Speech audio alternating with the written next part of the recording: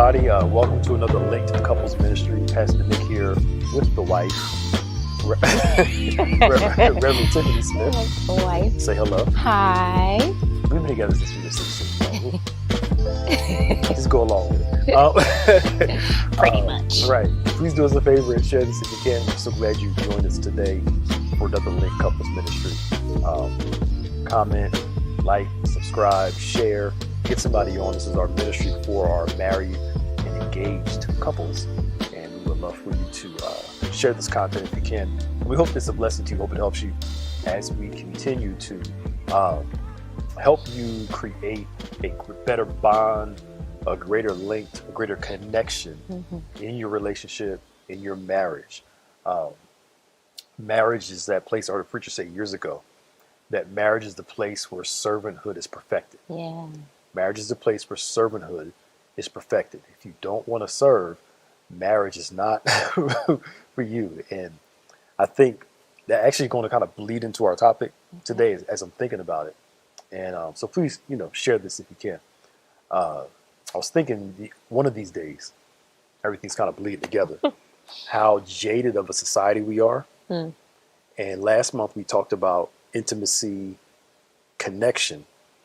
And today, we're going to talk about the struggles of being intimate. I'm talking about, more outside the bedroom. And how, as a society, we struggle with that because of our trust issues. We're so jaded. And the relationship advice that you hear is full of, not all of it, of course, but you can hear the pain-based perspective rather than it being holistic. It's almost like two things. And this is not new. This is just old stuff repackaged differently. Men will be men, women will be women. And usually when we make those statements, it doesn't lean to the best of us. It leads to the worst of us. Because we don't hear when he did something good, she did something good. Well, men will be men. A man gonna be a man, and a woman will be a woman. It's always the worst of. And what it says is, you got to put up with it, because that's how a man acts. That's how a woman acts. No matter how damaging it is to the relationship, to the person, you just know how they are. To me, marriage is not, I'm not your parent. You're not my parent. Is there a parental side? Somewhat, yes. There are times where you could take on a motherly role. I can take on a fatherly role with each other. But it almost seems like pubescence, lack of accountability, a lack of responsibility is celebrated, and it's just thrown on the fact men will be men, women will be women. And it's just accepted. Free for all. Do what you got to do. To me, we're all flawed, but we should be able to grow together, grow individually, so that the worst of us doesn't damage the best of us. Now, I'll stop right there. There's another side to that, but go ahead. What you want me to say? You're a therapist. Go and work. Talk to the people. Yes. So actually, I was, on the way up here I was thinking about, okay, we're doing Link today is. To go kind of along with that, kind of the pubescent way that we approach relationships and the roles and things like that, is how important it is that we address what we call in psychology emotional reasoning, which is a big issue when couples are not focused on the foundation that needs to be there when you're building a relationship. It's what we call a cognitive distortion, right? Emotionally reasoning our way into circumstances without what we call reality testing. So going into relationships with this this feels right, without what the Bible calls counting the cost and making sure that there's enough there of maturity, of stability, of accountability in order to help go alongside what feels good. Because we don't always feel good. So when you get on my nerves, when I hear your feet flapping on the floor, I deal with couples all the time. So the stuff you hear that annoy them is like, when those things get to you, is there enough of a foundation to help build so that we're not just walking into a relationship with oh, this feels nice. Oh, I love you so much. Because that's not going to be enough when things are tough to keep intimacy going. When, like what you were talking about, like there's these role confusions and some of those dynamics that aren't working. Like, okay, she just being a typical woman, you know, doing this, that, and third. And typical man is that, you know, what is the foundation to help us to continue to grow with each other than just what I think needs to be there and what my dreams and what you call like the Lifetime movie stuff, you know, that we think about when we're going into relationships. When that's not working, what else is there? Yeah. I think we marry more of an image rather than actual reality. And when we tell people marriage is work, those who've been married for a long time, you know what I'm talking about. It's the marriages that you see that are successful didn't come just by floating through the air and, you know, this is all lovey-dovey. It took work. Yeah, for sure. Ups and downs, trials and errors, being able to look in the mirror. But I think you can't grow where there is no accountability. Absolutely. And I was listening to somebody earlier. I was listening to an interview, and they were talking about how, and it's true, so many in this new generation comes up, correction is met with defensiveness rather than with openness. Yeah. And instead of, I messed up, I'm sorry, I didn't like the way you responded to it. And it's like, well, if you didn't mess up, the person wouldn't have had to respond. People that love you, and if you're in a relationship, which is actually a trust issue, if you're in a relationship, you should trust each other enough. If the person has a concern, they can bring the concern up without you going to attack mode. Because if the person loves me and I love this person and I trust them and they trust me, I have to believe that you have my best interest at heart when you're bringing this up. But if there's a trust issue, again, going back to, if we're jaded, we go into these relationships looking for more we can get out of the relationship rather than, you know, and you've seen people now like this. I was watching the video. This lady was talking about how her husband hit a real financial hard patch and she left him. Wow. Because he went through a financially difficult time and she felt like he didn't love her enough to get out of that situation quick as fast as she wanted him to help provide for her. I'm like, lady. Wow. But there goes that thing. Yeah. I'm enough.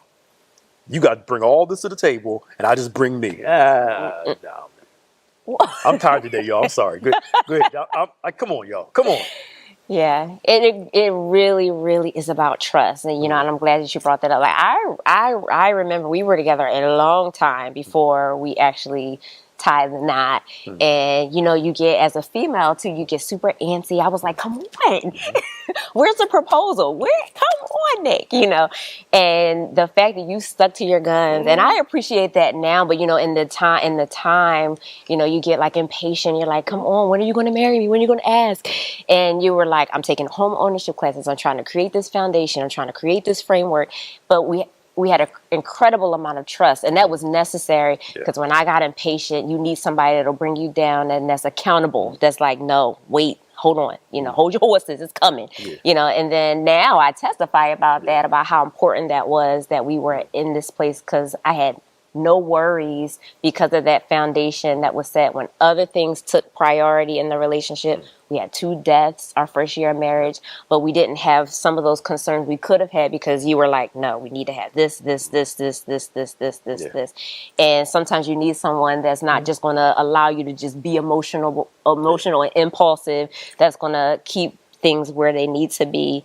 And that requires trust, you know, so that when things are, you know, sometimes we can get flighty, we can get impatient, is you need to be able to trust your partner to say, all right, I hear you, but no, that'll tell you no without you getting defensive. That's without you getting all like, see, you don't care about me. You don't love me. You don't want to marry me. You know, it's easy to get ahead of yourself, but trust has to be there for you to check each other and be like, you're going too far. You know, this isn't the time. And for you to, you know, give them the space to correct you and bring things where they need to be. Sorry, that was a long-winded way. I've been rambling. So it's thinking long term. Thinking long term. It's okay. I got this. So just for clarity, just in case, I know some ladies may have heard what you said, but they might take it a different way. Okay. I'm not tooting my horn. I'm just saying this because it needs to be said. She saw me actively working towards that. It wasn't a promise. Yes. One day. No. Yeah. Saw me saving money, saw me doing this, saw me taking this class, saw me go get this house. When I bought the house, even though I was living by myself, we went shopping together. I let her decorate the house, even though she wasn't living there. Yes. Because I know when we got married, I wanted her to come into a house where she felt like she had a hand in it. And I'm not a decorator. If it's up to me, I'll have a couch, a TV. Which you did. Which I did, right? I had no say to have couch, TV, and a bed. That was it. I ain't no pictures up. You know? But because I don't want people, I fall in love with a dream without actual reality. But it goes back to being able to be strong enough to build that foundation of trust and know that, if we wait a little bit and think how this is going to affect our long-term goals, if we do this now, it's going to mess us up. Then now we got kids, 2 kids. So my thought now is like, our son will be 12 this year. He'll be ready for college in a few years. So it's like there's some big expenditures we can do. But I'm like, let's sacrifice what we want for a couple years to make sure that, watch this, when they go to college and when they decide to get married, it's not, let's pray about it. Mommy and daddy put some stuff away. And a parent has to live a sacrificial life for the betterment of their kids, because I want y'all to have something different than what we had growing up. And our parents did the best they did, what they had, but I don't know how we got out here. But it goes back to trust. Right? Long term, creating goals together. And this actually was pretty cool. It's creating those goals together. This is where my mind is now. This is where her mind is now. And let's come together and figure out how do we create a win-win for both. And just like what I know we started off talking about like intimacy, but that is intimacy, it, because when we working together, like it takes the pressure off of kind of getting combative with one another. Because I know I can be a little bit more like, can we please just do it? Can we just go? Can we go? Like, I'm tired of saving, like, and you're like, no, and sometimes, you need somebody that'll, give you that, like, bring it in, Tiffany, because I'm like, but it's necessary that I'm not with a partner that'll just be like, all right, let's just go. Like that. I don't need that. So, but the fact that I see it work, I see that we have these plans that work, helps me be like, oh man, I should have trusted you. I need to trust you. I need to let go. And then that brings connection, because that is proven to work. And it's one thing when you date you or married to a partner that does things and don't make no sense, and you're like, this isn't working, but when it works, then it helps to set the foundation and the tone for intimacy, because now I can relax, I can lay in my partner, space and feel safe with them because they have a track record and proven themselves to be trustworthy. That matters. It does. And there are ways to have what you want and enjoy yourself at the same time. Have your goals. We may not be able to do this, but we can do this. Right? And let's make the most of it. But you know where I got that from? She loves HGTV home shows and all that stuff, right? So I happened to one time, usually I, go watch TV somewhere else. But not that I dislike it, but it's like, whatever. That one guy, he worked his behind off early. I don't know if you remember the episode. You might if I start right. He worked his behind off early, saved as much money he can, invested, did all the stuff because he wanted to retire early. And he bought like this big house somewhere. Once he retired, that was like his house with his wife, a family house people come to. I can't remember where it was. And the way he was talking, I was like, something so simple. He was like, let me deprive myself of the stuff I want to do now so I can live the way I want to live later. Rather than, you never know what's going to happen. Let's blow it all now. It's like, no. And I was like, I like that. And that's really what life is a lot. Is making those difficult sacrifices early. And we're working class people. I ain't out here balling. But how can we live in such a way where later on we don't have to worry about X, Y, and Z because we did all that stuff up front? And that holds true in relationships. How can we discipline ourselves to love each other, create trust, so we can enjoy the trust later? Yeah. Rather than holding on to the discussions you should have had, let's talk about it, go through the hardship of talking about how painful this is, rather than avoid the conversation. Yeah. So watch this. Guess what? You can enjoy the rest of the night, the rest of the week. Right. Rather than 3 days, you looking at a person like, you're right. If it happened on Sunday, let's talk about it Sunday, so we can enjoy the rest of the week rather than it keep being delayed. Yes. Until 2 weeks later, we turn into the Incredible Hulk against each other. I hope people understand that's the point we're trying to make, right? Not that everyone has to do things the way that we do it, but Principle. about the importance of principle, right? Yes. Conversations and partnering with the person you're with and doing what works best for you and your family, because we know people have different finances, different goals, different things that they enjoy together. So some couples, their foundation is traveling. Like, that's how they connect. That's what they love to do. So they make sacrifices throughout the year to be able to save up to do that, and that's fine as long as it works for them. And so we know that that's not, what we do may not work for other people, but the point is about trust and opening and partnering with each other to make sure you're having those conversations, delaying gratification in a way that works for that family, so that you can, have that connection and that intimacy and do things that that don't cause conflict because you're not talking about it and you're avoiding it, or like you said earlier, you're making, something that could be a simple conversation bigger than what it needs to be because you expect one thing, but you're not working toward that. You're not having enough intentional conversations that are purposeful and meaningful to each other, like creating space. You might want things different than me, but how do we talk about it in a way, that comes together and says, okay, I hear that, but maybe not now, maybe later. I think I was like, I need to take a trip. I need to get away. Like, you're like, just go. I was like, I don't know if we can. You're like, Tiffany, just go.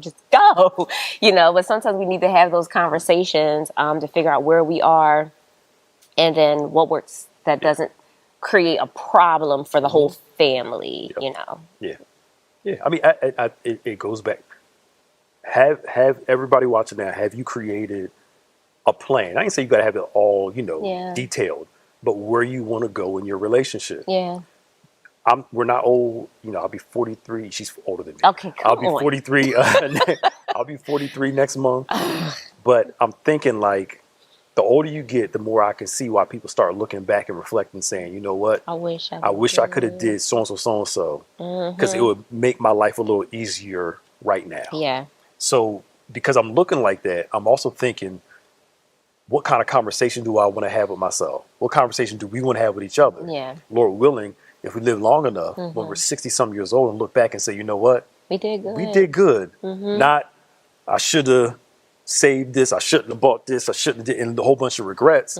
Not saying we're going to be perfect. Nobody's perfect. But overall, like, cool. Yeah. Not the shoulda, coulda, wouldas, as they say. But I get it. The older you get, Bishop said something good on Wednesday. It's like you start taking life seriously when you take death seriously. And the older you get, the more you start recognizing your mortality. And it's like, all right, I got to leave something that's a legacy. I got to leave something so when I pass away, my family got so-and-so, or, that's where my mind has started shifting to the older we get. Yeah. Some people have that mentality. Yeah, you only live once. Do what you got to do while you're alive. And we're like, no, you only die once. You live every day, and you want to live every day intentionally, and so that you can continue to live without the burden of like, some of the things that we stress out over because we're not intentional, we're not goal setting and planning appropriately. Because then, a lot of us, especially in our culture, by the time we reach retirement, we're very dependent on family to help. And, we've made poor choices financially. And, there's so many that don't have like life insurance. And then families are left with the burden of taking care of things because we weren't planning the way that we should have. And we want to not do that, especially as a married couple, is thinking future and long term about the legacy you want to live, about leaving things for your children, and then about being able to relax as you get older, and then enjoying each other. I know when we first got married, Bishop was like, enjoy each other while you can, while you're physically able to. And so in order to do that, you got to plan, you got to think future, you got to think of what am I doing today that matters and that's going to make things easier as we're trying to reach 50 years of marriage and 60 years of marriage and 70 years if we live long enough, you know, is what we do now matters, you know. It does. I got that from my grandparents, Depression era. My grandfather was tight with money. Whew. But he's a good businessman. So my model is, and he, you know, his goal was, let me create something I can leave to my kids and my grandkids. Yeah. You know, my grandmother, same thing. She's been retired for almost 30 years and hasn't worked for, because she created this kind of, but when you grew up in the Depression, you know, especially they were from the South, they, tight. But either way, anyway, sitting around, we got to get out of here. And that's another thing we can talk about. I brought that up because maybe next time we can talk about how our family narratives, our money stories, because our family narrative, what we saw growing up, what we experienced growing up, as it relates to family and it relates to money, dictates what we do. Yeah. And most people, they don't change their finances because they don't address their money story. So, for example, if you grew up poor, two things. Either you're going to save all your money so you'll never be poor again. You'll hoard, you will hold on tight. Or your thought is, well, I'm going to be broke anyway, so I might as well just spend it all up. But our money story, most of us can't change our finances because we don't talk money story. And most couples don't talk about money stories, which is why they fight about money so much. That's a whole other can of worms, right? Because they don't talk, because you got two opposing views on finances. Money's a huge issue. So maybe we'll talk about that next month. Thank y'all for watching today. We hope you enjoyed this. I know we felt like we probably rambled a little bit of some stuff. I hope it helped you today. Please do us a favor and share this. Tag somebody. Don't forget to join us for Bible study tomorrow, 12 noon in person only. 7 p.m. will be in person as well as online. And of course, we have Sunday service at 11 o'clock. Bishop will be preaching in Pottstown this coming Sunday at 5 p.m. at the Heart of God Family Worship Center, where the Bishop Michael Anthony is the pastor. It's going to be a great time. Our church anniversary is on the 27th. We're going to be celebrating. Bishop Samuel Blakes will be with us that Sunday. We're sowing our anniversary seed. Come on and join us as you watch God do tremendous things. On behalf of Pastor Nick, myself, Tiffany. Reverend Tiffany Smith, God bless y'all, and we'll see you later.